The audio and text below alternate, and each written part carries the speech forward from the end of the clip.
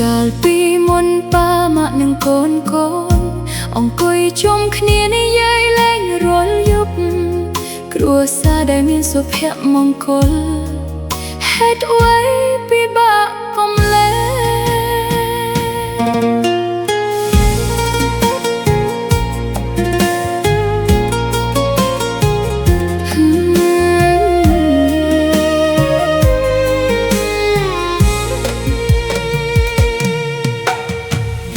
ឪពុកខំធ្វើការរាល់ថ្ងៃ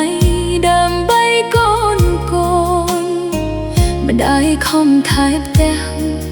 មិនដែលនឿយហត់សោះឡើយ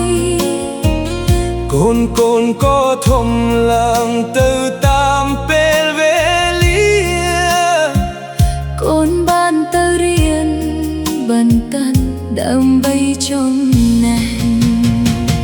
តែពេលវេលាបានប្រែប្រួលផ្លាស់ប្ដូរបញ្ហាជាច្រើនចូលមកមួយហើយមួយទៀតខំរកលុយដើម្បីគ្រួសាររស់បានពីផ្អែមល្ហែមក៏ចាប់តាមកុំសុខគ្រួសារដែលមានសុភមង្គលហេតុអ្វីពិបាកកុំលែចង់ឃើញប៉ាម៉ាក់និងកូនកូនបានញញឹមជាមួយគ្នាដូចមុនមិនចង់បានទ្រព្យសម្បត្តិច្រើនមិនចង់បានជីវិតអស្ចារ្យសុំត្រឹមតែគ្រួសារយើងនៅតែស្រឡាញ់និងយល់ចិត្តគ្នាប៉ាខំធ្វើការព្រោះចង់ឲ្យកូនមានអនាគតណាក់ខំថែផ្ទះទូនឿយហត់ក៏មិនដែលត្អូញត្អែកូនកុំភ្លេចផ្ទះកុំភ្លេចដើមកុំណាកុំឲ្យទ្រព្យសម្បត្តិធ្វើឲ្យម៉ែដូវយើងឃ្លាតគ្នាលុយឯងរកបានតែឯងសាងបានតែពេលវេលាដែលកូននាំផុតមិនអាចទិញត្រឡប់មកវិញបានទេបើខុសសូមចេះអត់អន់